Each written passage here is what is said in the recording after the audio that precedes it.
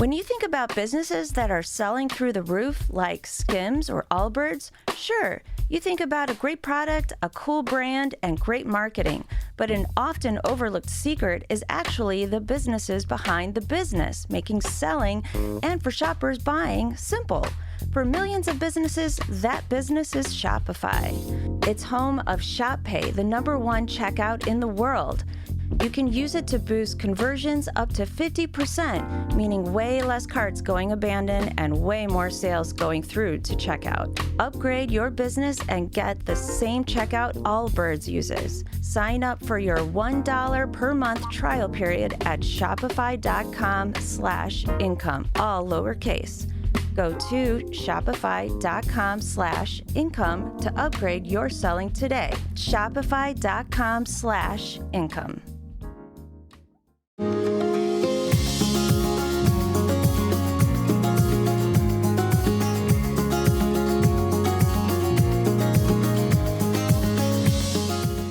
This is Cindy Burnett. Welcome to my award-winning podcast, Thoughts from a Page, a member of the Evergreen Podcasts Network.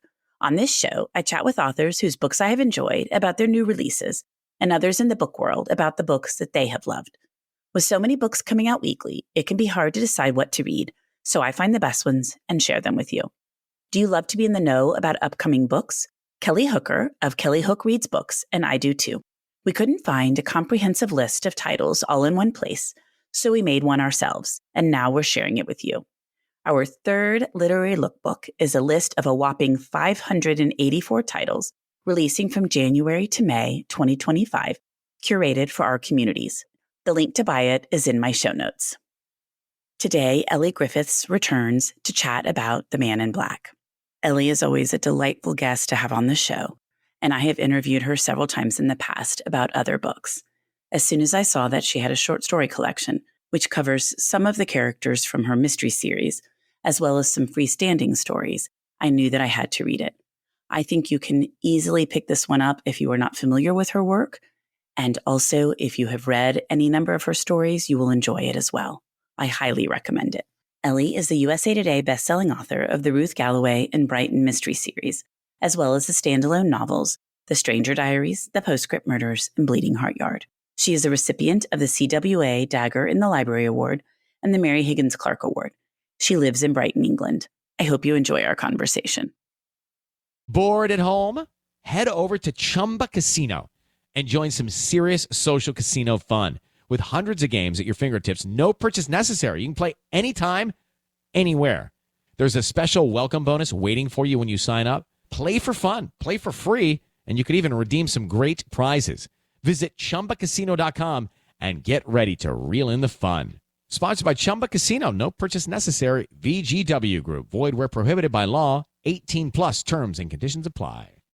The #1 selling product of its kind with over 20 years of research and innovation. Botox Cosmetic, onabotulinum toxin A, is a prescription medicine used to temporarily make moderate to severe frown lines, crow's feet, and forehead lines look better in adults. Effects of Botox Cosmetic may spread hours to weeks after injection, causing serious symptoms. Alert your doctor right away as difficulty swallowing, speaking, breathing, eye problems, or muscle weakness may be a sign of a life-threatening condition. Patients with these conditions before injection are at highest risk. Don't receive Botox Cosmetic if you have a skin infection. Side effects may include allergic reactions, injection site pain, headache, eyebrow and eyelid drooping, and eyelid swelling. Allergic reactions can include rash, welts, asthma symptoms, and dizziness. Tell your doctor about medical history, muscle or nerve conditions including ALS or Lou Gehrig's disease, myasthenia gravis, or Lambert-Eaton syndrome and medications, including botulinum toxins, as these may increase the risk of serious side effects. For full safety information, visit BotoxCosmetic.com or call 877-351-0300. See for yourself at BotoxCosmetic.com.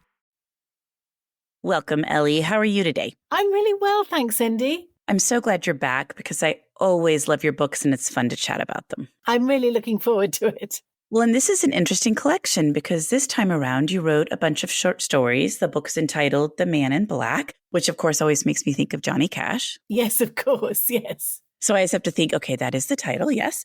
Why don't we start out with you giving me a quick synopsis of the collection, and then we'll talk about why you decided to write it and everything else. Of course, yes. So, The Man in Black, of course, Johnny Cash. Also, one of my favorite books is The Woman in White, so I suppose not a million miles from The Man in Black to The Woman in White.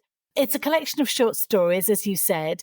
it was really just a chance for me to write something new about all of my series characters. So you've got new stories about Ruth, new story about Harbinder, new story about Max Mephisto, a story, one of my favourites, about a grown-up Justice Jones, who's the heroine of my children's books.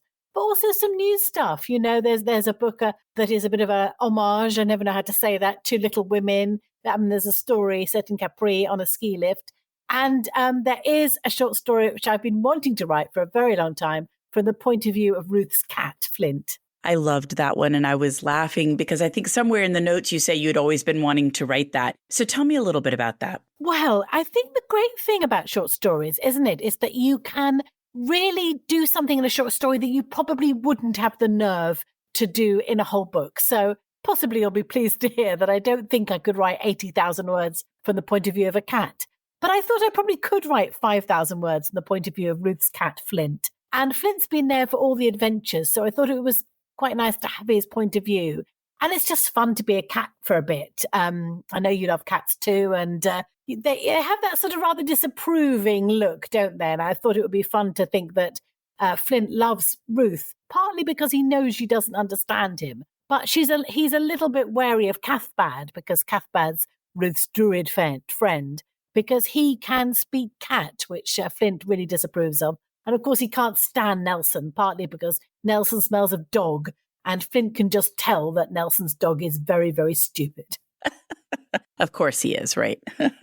So are all of these stories ones you've just recently written, or have you written them over time and slowly started compiling them? What did that look like for you? It's a bit of a mixture, really. Some had been written a little while ago, and I've kind of been compiling a collection for a few years. So some of them go back a little way, but quite a lot of them are new. So there's a new story about Max, the first time he makes a woman disappear. There's a new story about Harbinder, her first day at work at Shoreham CID. And really one of the most fun to write, and I have to say fun to research, was a new short story about Ruth and Nelson, which takes place after the action of The Last Remains, which was the last Ruth book. And Ruth and Nelson go on a cruise down the Nile in Egypt. So, it's a hard life, but I had to take that cruise to research the book. Poor you. I know. Well, you mentioned Ruth's stories being over for now. I know we've talked about that in the past. Do you think you'll return to her again? I mean, obviously you did in this book, but do you think you'll return to longer stories about her at some point? It's funny, really, because writing this short story did make me miss her. And when I wrote the 15th book in the series, I always said it was just the last for now. I did always think I might go back to her, but I felt the story was pretty well wrapped up, so I didn't have any plans to go back that quickly. But writing this story, it did make me miss her, so I'm pretty sure I will go back to her. And I read this really good quotation, and I can't remember who said it, I'm afraid, but it's that a novel is like a marriage, but a short story is like an affair. And I did think that a little bit writing these books. I've had this, if you like, long marriage with Ruth. And this was kind of like having some little affairs with different characters. But also it made me fall back in love with Ruth, if that's not too convoluted a metaphor. No, that makes perfect sense. And I think it is difficult because series do run their lives. And you at some point think, okay, I've written 15 books. That's a lot. And, sometimes I'll get pitched like, this is the 55th book in a series. And I'm like, holy smokes, like that's a lot of books in one series. So it must be difficult. And you may also be interested in trying out other things. Yes, definitely. And I think that's the thing. I've written a Ruth book, one book a year for 15 years. So it's been great because Ruth has aged in real time. I made that decision quite early on. But of course, it means she's 15 years older. I'm 15 years older.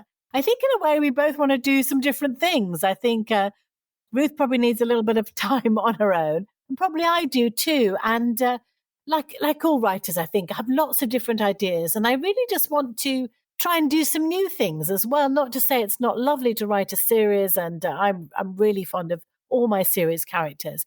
But one of the things I particularly wanted to do was write a novel, a crime novel that involved an element of time travel. So that's what I've done, and that's what will be out next year, a time travel novel. Oh, I love time travel. Now I'm super excited. Does it feature any of your characters? It doesn't, no. So it's a new cast of characters, but I do hope that people will will like them. I think if you like Ruth, you'll like Elly, who's the main character in The Frozen People. It's called The Frozen People. She's a cold case detective, and her unit works on cases so cold they're frozen. That's the joke. That's why they're called The Frozen People.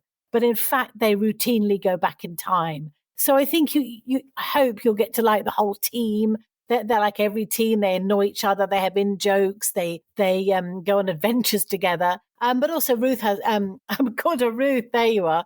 But Elly has one son, Finn, and his story gets sort of told in the book as well. So, and she also, I have to say now, Elly has a cat called Terry. So you'll get to know a new cat. And you'll get to write a future short story from the perspective of another cat. I hope so, yes. And it was really fun as well, because in the course of this book, so Elly's group, the Frozen People, travel in time, but they've never traveled that far back in time. And in this book, Elly's asked to go back to 1850. So it was really good fun to research Victorian London as well. I am super excited for this one. Do you know yet when it will be out? It's out in the UK in February and in the US in June. But I'm not sure we have an exact date in June. So it's not too long a wait between the UK and the US publication this time.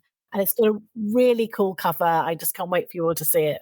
Oh, I'm so excited. This is one of my favorite things about chatting with authors, is learning this stuff that's coming out later that I wasn't aware of. Oh, I'm so glad you're looking forward to it. That's just the response I like. Thank you. Yeah, it sounds fabulous. Well, let's talk a little bit more about The Man in Black. So for me reading it, I was familiar with most of your characters that are involved in the stories that contain them. There's plenty of freestanding ones as well. But I felt it was something that anybody could pick up, even if they hadn't read the Ruth Galloway books or they hadn't read Max's story. What do you think? Definitely. That's one of the great things about a short story collection. I think it's a kind of way in to my writing. If you want to go on and read some more of the series, that's wonderful. But yes, you can absolutely pick up the book if you haven't read any of my other books. And there are all sorts of things. There are ghost stories, there's little love stories, there are things that I hope are quite funny. There's stories set in Italy and in various different parts of England and in one in Egypt. So I just hope there's something for everyone. I think there definitely will be. Well, what surprised you the most when you were writing this grouping of stories? Oh, that's a good question. I think writing short stories generally is quite, it is quite difficult in a way. And Mark Twain said, oh, I didn't have time to write you a short letter, so I wrote you a long letter. In a way, it takes quite a long time to write something short. So I think that sort of surprised me in a way. But the good thing about short stories as well is you can have that little twist in the end. And you think of one of my favorite short stories, a really horrible short story, really, The Monkey's Paw, and that terrible twist at the end. So I think in a couple of stories, the twist even slightly surprised me, which was quite fun. Well, and the story arc is really different in a short story than in a novel. And you're mentioning part of that, having that twist at the end sometimes, or not having to really wrap everything up so tightly like you often do in a novel. Yes, that's right. And have a little bit of ambiguity. And you're not quite sure. There's a ghost story in there called, it's a very gentle ghost story, really. It's called The Village Church, and it's based on something that actually happened to me in a little Sussex village near me. And you don't know whether it's a ghost or whether it's not. And I love that. I love that you can sort of leave that open. And that's very much how my friend Nancy and I, who had the experience in this little village church, that's how we've left it between us. Did we see something spooky? We don't know, but we're just going to leave it there. I've always wanted to see a ghost. I just think that would be so cool, but I never have. I don't think I have either. I think this encounter was a little spooky, just partly because it was a lonely church and it was open when it's normally shut, and then we encountered these people inside, and were they really there or not? I think they probably were really there, but no, I've never seen a ghost. I'd like you, I'd be very interested, very excited, I think, and very scared to see a ghost. But people that I respect do say they've seen ghosts, so I've absolutely got an open mind about it. I do too. Well, do you have a favorite of these stories? Oh, that's a good question. Well, I have to say, probably one of my favorites is the short story from the point of view of Flint, Flint's Fireside Tale. But I really also liked, there's one that's called Castles in the Air, and it's a sort of retelling, not quite, of Little Women, in that a boy who really hates books gets to work in a bookshop, and then he meets a girl called Jo. And I love Little Women, and I love trying to think of what would a modern day Joe be like? So I really enjoyed that one. And also I've got a soft spot for the very last story in the collection, which is called Ruth Galloway and the Ghost of Max Mephisto, because it's the only thing I've ever written which combines in one scene Ruth, Nelson, Harbinder, and sort of Max Mephisto. So that was a lot of fun to write. That would be a lot of fun to combine their worlds. Yes, I've always been slightly wary of doing it, though I love stories like, Alison Lurie's books where you have those characters that intersect each other's lives. I do love that one as a reader. But I've always been a little wary of doing it as a writer. So this was my first chance. I did think, what would Nelson think of Harbinder if he meets her? What would she think of him? So this is a tiny little snapshot of them meeting each other. Well, and we talked about Ruth, but what about Harbinder? Will we see her again? I'm pretty sure we will, yes. So The Last Word is the last book to feature Harbinder and her friends in Shoreham, that sort of unlikely group of detectives, Edgar, Natalka, and Benedict. But it's called The Last Word, but I don't think it is my last word about Harbinder, because I really would like to know what she does next, I think. I think that's the thing, is they're always a bit interested in what people did next. And now Harbinder's working in London. She's in a good relationship with a very cool Danish woman called Mette. So I would quite like to see what she does next. And also I'd quite like to see what the unconventional group of detectives do next. So I'm pretty sure I'll go back to her. Good. I love that cast of characters. Thank you. They're a lot of fun. Thank you. Bombas presents unsolicited gifting advice. Number 1, if they say not to get them anything, get them something. 2, underwear is a great gift, just not for your boss. And 3, those absurdly soft Bombas socks and slippers you've been eyeing for yourself, they'll love those. And the fact that for every item you purchase, another is donated to someone who needs it, they'll love that even more. Go to bombas.com/Spotify and use code Spotify for 20% off your first purchase. That's bombas.com/Spotify, code Spotify. This episode is brought to you by Allstate. Some people just know they could save hundreds on car insurance by checking Allstate first. Like to check the date of the big game first before you accidentally buy tickets on your 20th wedding anniversary and have to spend the next 20 years of your marriage making up for it. Yeah, checking first is smart. So check Allstate first for a quote that could save you hundreds. You're in good hands with Allstate. Savings vary. Terms apply. Allstate Fire and Casualty Insurance Company and Affiliates. Northbrook, Illinois. So when you're putting a collection of short stories together to actually publish the book, did you have an order you felt they should go in? Did your publisher really have strong feelings about that? Like, what is that process like? That's a really interesting question. And it was an interesting thing to do because I put the short stories together in no particular order. But then thinking about the order was a really interesting thing because you wanted it to follow a sort of pattern. I mean, as you said, as with any short story collection, you can read them in any order. But I think if you did read them from the first to the last, there would be a kind of pattern, sort of interspersed with the series characters like Max and Harbinder and Justice, and really ending up with this story that has them all together, Ruth Galloway and the Ghost of Max Mephisto. So I think there is a logical pattern. And it was quite fun to do, actually. It was quite fun to organize them in that way. So I love that. I wrote a Miss Marple short story for a collection that the Agatha Christie Trust put together. I loved that collection, by the way. I thought it was so much fun. I really loved it too, but I was in awe of how they put it together, the publishers HarperCollins, the way they put it together, because it almost followed the year. You sort of went from spring, summer, autumn, winter. And I thought they just put the stories together so well. And I thought I wouldn't read it like this. But when I finally got my hands on the finished copy that had everyone's stories in, I did just read it from beginning to end. And I thought that was kind of my model in my head of thinking it should make sense like that, as well as dipping in and out. And I think when you and I spoke another time about one of your books, we talked about this collection. And I'm pretty sure you're the one that told me they gave you 3 criteria. Is that right?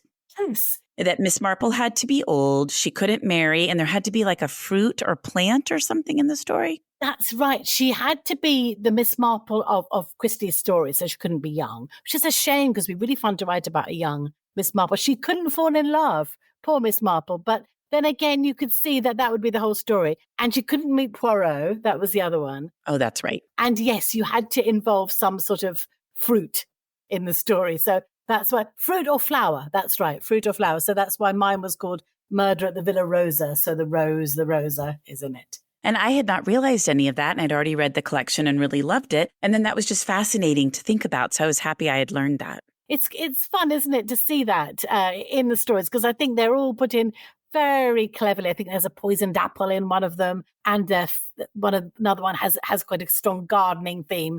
So yes, you don't have to know that, but when you do know that, it's quite fun, isn't it? Like kind of let you in on a little secret about the book. Yeah. So was it difficult to get all of your stories in the right order? Did you all have to spend a lot of time on that? Or was it something once you really started thinking about it and sorting them, it came together quickly? It took a little while, and I did sort of move them around a little bit. Yes, because it didn't, there was no, I don't suppose there was no right and no wrong way of doing it, but it did take a little while. And of course, I had input from my amazing editor, Jane, who's edited all my books and knows them better than me. So she was, of course, great help. And what about choosing the title story? Yes, well, this was a story that I originally wrote for a wonderful independent bookshop in Norwich, in Norfolk, called Gerald's. And it was I think it was their 200th, or could have been 250th anniversary. And they asked me, because they've always been massive supporters of my work, actually. And they asked me to write a special short story for them. So this starts in the bookshop at Gerald's. So I just thought that was a great start for a collection of short stories, because it's Ruth in a bookshop surrounded by stories. So for me, that just seemed to make sense. And the title of that book is The Man in Black, because while Ruth is browsing the children's section, looking for something for her daughter Kate, it's Halloween, or it's nearly Halloween. And there's a rather sinister looking man in black there, looking, actually first she thinks he's a scarecrow or something, and he stands up and he talks to her. And I thought The Man in Black was the perfect title for the collection. And that was the perfect way to start, because Ruth in a bookshop surrounded by stories. I mean, what better place to be, really? Absolutely. My favorite place to be, for sure, a bookshop. And I always laugh when I'm talking to somebody who lives like in the UK or someplace like that. And you're like, a 200 or 250th anniversary. Like, we're so happy if we have a 50th anniversary, a 75th anniversary. But 200 or 250, that's really amazing. It is amazing how old things are, isn't it? Sometimes we've got a little house in Italy, because as you know, my family are Italian, or I'm half Italian. And we've got an olive tree in our garden that's 1,000 years old. Isn't that amazing? That truly is amazing. I mean, you can't even comprehend that. You know, it's one of those things that you can hear it, but to think of everything that has happened around that tree for 1,000 years. I mean, actually, that's a story, isn't it? That's a really good short story. And it's just inside the walls of the town, which are also 1,000 years old. But yes, all the things that tree has seen, all the battles, or the people who've sort of sheltered under its leaves, or the people who've taken its olives. Yeah, I mean, it's just incredible, isn't it? So, sometimes time does take you by surprise in that way. It really does. And so now you've got the start to your next collection. Yes, absolutely. The olive tree. There you are. Thank you, Cindy. You sorted it for me. You're welcome. Anytime. So what about your cover? How did that come about? Well, it's got very different covers in the UK and US, and both I love. So the US cover is really, when I saw it, I just smiled, because it's a bookshelf with books on it. And one of them has a sort of man in black coming out of it. And I thought that was great, because it was an echo of that story of her being in the bookshop. But also, it's just very clever. And the UK one is a landscape, and it's a path leading through fields. And that's lovely too, because you're going on a journey with the book. So they're very different. But I just love that. My UK and US covers have always been really different, actually. And I've always loved both of them. So it's really fun to see them. And it's the same with the new book, The Frozen People. The UK is very much a sort of oldie, worldy sort of archway. And the US is a bit more science fiction-y. It's a bit more graphic. But both are just brilliant. I couldn't choose one or the other. Well, and it's fun to see how people interpret your books. It really is. Yes, it is. And sometimes, you know, that they think of things that you haven't thought of, which is just fantastic. I always remember there was an early review of one of my books in the UK. I think it was in the Times or something. And it said, Elly Griffiths uses the sea as a metaphor for human unkindness. And I thought, oh, well, perhaps I do. But I don't think I thought of that really. But it's lovely when people read new things into your books. Absolutely. That's great. You're like, thank you. I'm so happy that I did that. Absolutely. That's exactly what I was going for. Exactly. And then also you mentioned earlier that your new book will come out in February in the UK and in June in the US. So how far apart are they normally? Well, we always try not to make them too far apart. But I think I have occasionally had a book coming out in February in the UK and then autumn or fall in the US, which is quite a long time to wait. It's like sort of 6 months to wait. So trying as much as we can to bring them together, bearing in mind that I have two different publishers with two different schedules. So, but I just always feel a bit guilty if I share in the UK the cover of a book, and I have to say to my US readers, oh, you're going to have to wait for a bit. So hopefully this will be a little bit closer. That is nice. And yes, it's got to be hard for you too, because I think in the base case, when you're a writer and you have books published and you've got books coming, like you're talking now, you're talking about short stories, but you have a future book that you know about and you're probably already working on something else, that to keep it all straight. So to have to turn your attention to this, go through all of that, and then give it a break for 6 or 7 months and then do it again, that can be kind of hard too, I would think, on top of everything else that's in your mind that you're working on.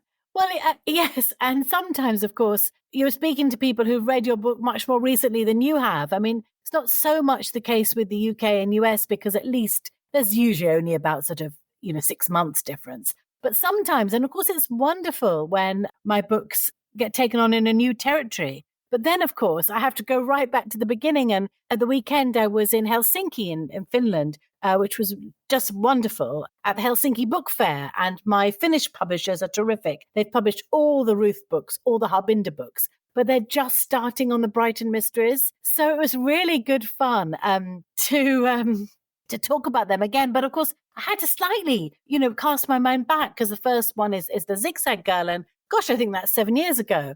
So people were asking me questions about it. I was thinking, oh, yeah, does that happen? Oh, yes, I suppose it does. So those are the times when you have to really be on the alert. And it was so interesting because I got to meet my translators. And each series has a different translator. And a lovely guy called Pauli had translated The Zigzag Girl. And he was saying that one of the challenges was there's a lot of poetry in it, like Tennyson, that actually isn't translated into Finnish. So Pauli had to make his own translation. And luckily, he's a poet himself. So those are the things I love finding out about because you don't think about that so much with translated fiction. You really don't. And that's another fun little detail. It really is. And I hadn't realized how much Tennyson there is in my books because my two other translators were saying, yeah, we had the Tennyson problem too. So I've got to find a new poet to quote. But I do love somebody that's been translated more widely, which I'm kind of surprised he hasn't been. Well, I think he has, but I think it was The Lady of Shalott that gets quoted a lot in The Zigzag Girl. And fun enough, it's because I know it off by heart. It's a poem that I know by heart. So it's often in my head, really. So I think that's why that gets quoted so much in that book. So I think he has been translated, but not that particular poem. Makes sense. So when you go someplace like a Finnish book festival, and I guess Finland's probably a little different because I know they learn English as well as Finnish, but do you speak in English at all of the things that you speak at, or does someone translate for you? I mean, how does that work? In Scandinavian countries, I do feel very inadequate because you can speak in English and all the audience will understand you. And there can be school children there who are understanding you in a second language and asking you questions. I mean, I always feel very inadequate when I'm with multilingual people. So in those countries, yes, everything's in English. And sometimes people do a sort of simultaneous translation, but usually it's fine to do an event in English. If I'm somewhere like sort of France or Italy or Germany, then there will be a translator. Even when I was in Italy, actually, I had a translator and I was quite pleased because actually my real name's Domenica De Rosa. And as Domenica De Rosa, I don't speak very good Italian. But it turns out that as Elly Griffiths, I speak really good Italian. So that was really fun. Okay, that's hilarious. Yes, they was Elly speaks Italian. I was thinking, wow, this isn't normally the reaction I get. So that was really good. Maybe with the name being much more British or American sounding, they weren't expecting much Italian. So then when you spoke, they were like, wow, she speaks really well. I think that's right. And I think there is a bit of an expectation if you're called Domenica De Rosa that you speak really good Italian. And I'm afraid mine isn't fluent.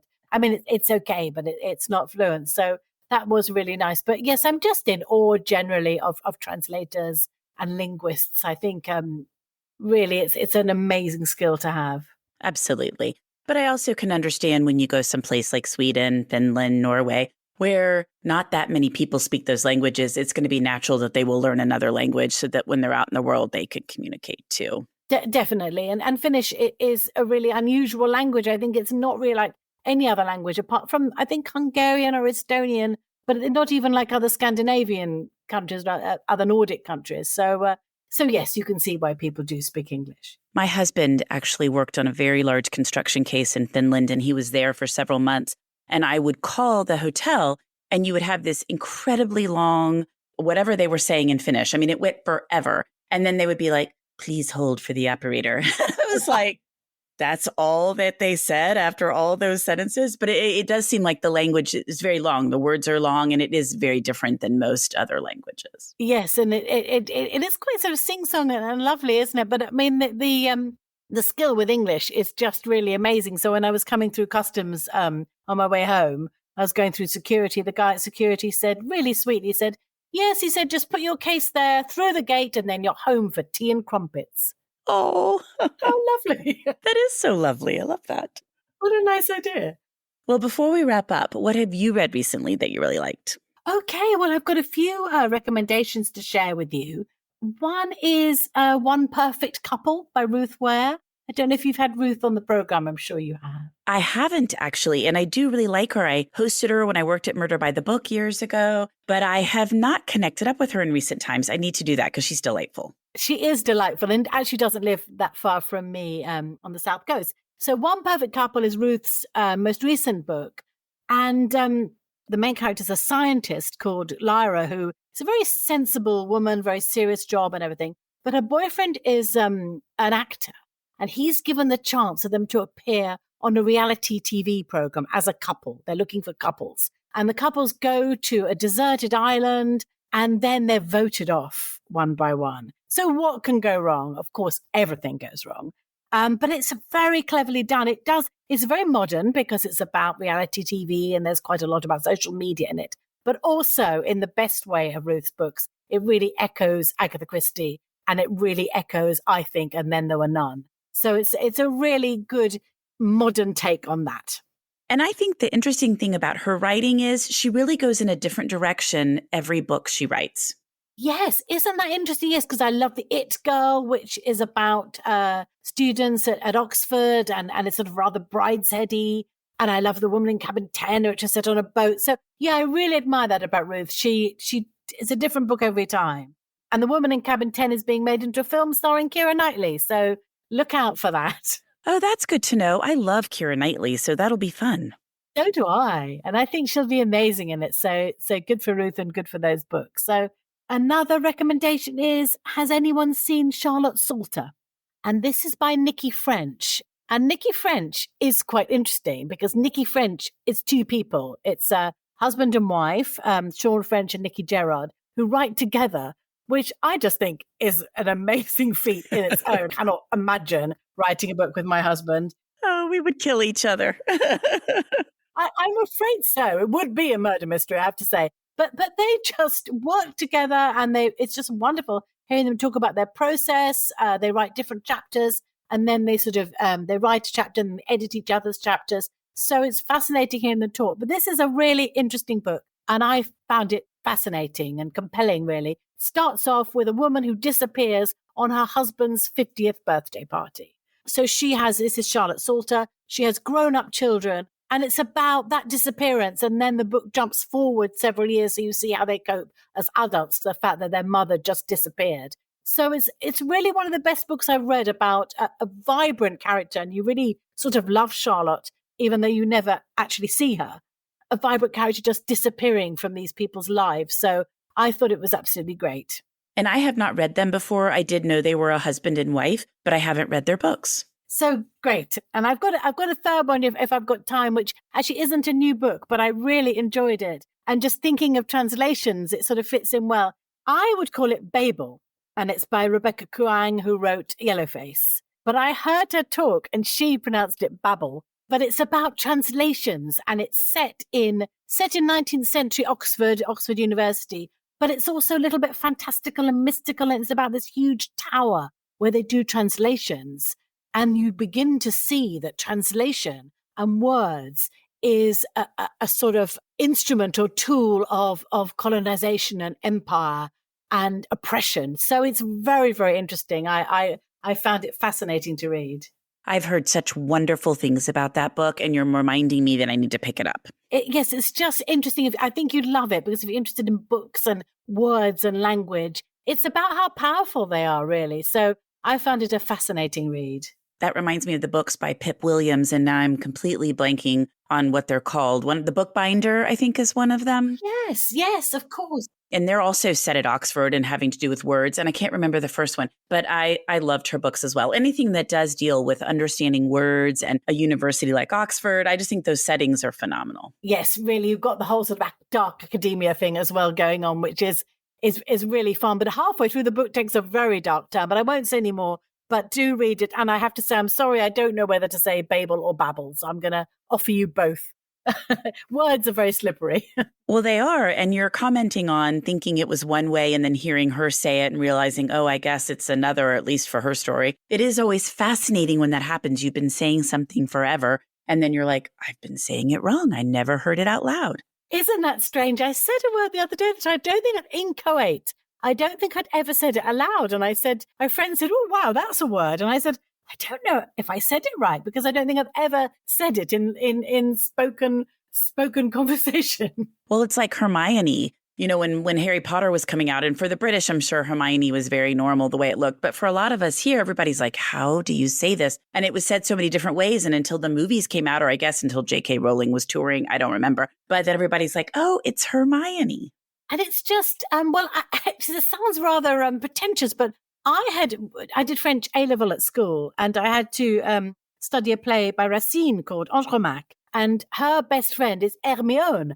So I was going around pronouncing it Hermione. I felt so embarrassed. My poor children, I was reading the book to them, pronouncing it wrong. So yes, it's a real case in point. It is. It's interesting. And they do still tease me about that, I'm afraid. Oh, I bet they do. I was thinking that. I'm like, that's one of those things my kids would never let me forget.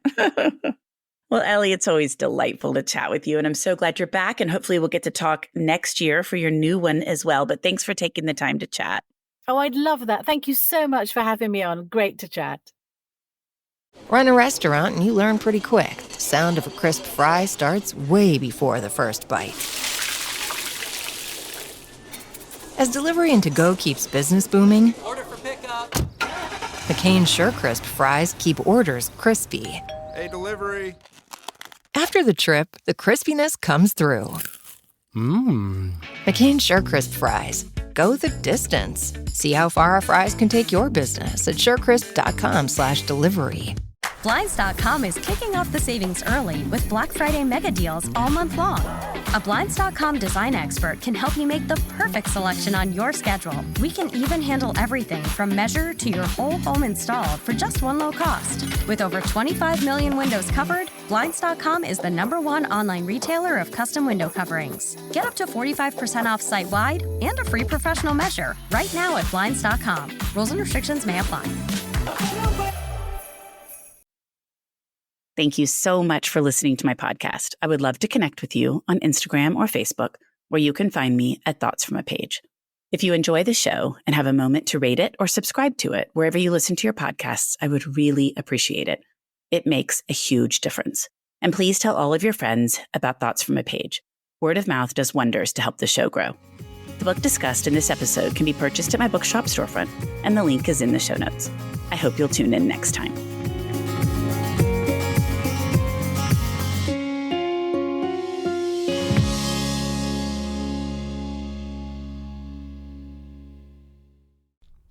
You know, a lot can happen in 7 minutes, and luckily, that's how long it takes me to tell a story.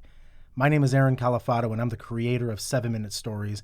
I'm proud to partner with Evergreen Podcasts, and I'd like to invite you to join me on this journey. I'm going to take you on some crazy roller coaster rides using my unique extemporaneous storytelling style, and together, we're going to try to make sense of the world, all through the art of storytelling, and all in approximately 7 minutes.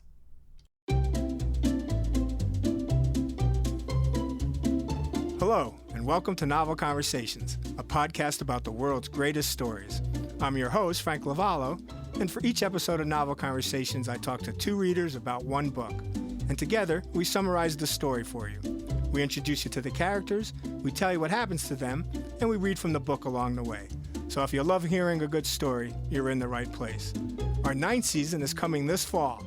Tune in to hear from some of the all-time great authors, Charles Dickens, Jules Verne, F. Scott Fitzgerald, and more. Subscribe to Novel Conversations wherever you listen to podcasts.